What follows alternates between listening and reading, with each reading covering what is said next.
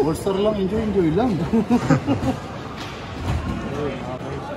Okay, banat. Sige nga. Wala nga. Another all-star appearance for this year. Masabi mo lang doon. Very thankful and grateful and happy na maging part ulit ng all-star. Alam naman natin na once a year lang yan. So sobrang swerte natin kapag naging part talaga tayo. So very happy lang. Paul, matagal-tagal ka na rin sa Liga since I think 2011. Yung mga ganitong, as a veteran, yung mga ganitong all-star citations, what does this mean for you? I think it's a sign of hard work. Siguro, up to now, hindi pa rin nagbabago yung fire ko.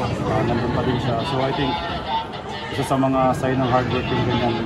Na-appreciate ka pa rin ng tao kasi nakakuha ka pa rin ng vote sa kanila eh. So I think, tama naman yung ginagawa ko.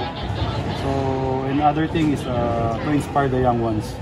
So yun naman yung pinaka-importante, yung mga sumusunod sa amin. So hopefully, makita nila kung ano yung ginagawa ng mga veteran na gaya ko, yung ibang veteran na nakasama natin dito sa Liga. Para yun, kung paano tumagal yung career nila and para makapagpasaya ng mga fans natin ng mas matagal sa PBA. Paul, nabanggit ka na matagal-tagal ko na rin sa Liga. Nakailang all-star ka na rin.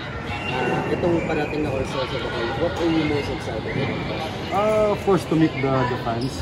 Kasi it's been a while yung makabalik ako ng Bacolod. I think nakapag-Bacolod na ako, nasa Reno siya kaya sa ako. So it's been a while nung nakahuling visit ako doon. So excited ako na ma-meet yung mga fans natin doon. Of course, magiging mainit yung pagtanggap ng mga fans natin doon. So excited lang sobrang. Paul, kasi last year, kaya ito yung pinakamaraming nadali sa 4 points. 7 yata. Parang may plan ka ba to keep it going? I don't know. Credit dun sa mga naging teammates ko, hinahanap lang nila ako.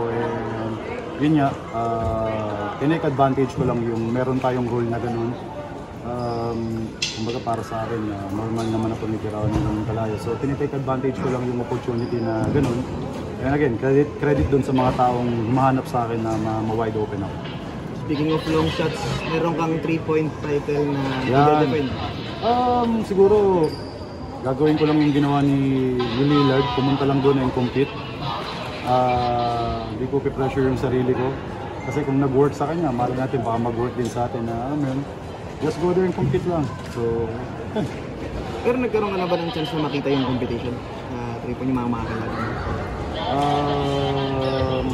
Yun, wala akong idea kung ano. Pero, siguro mas okay na lang yung wala akong idea para, kasi baka mamaya, pag nakita ko yung mga participant, baka dagdag pressure pa sa akin.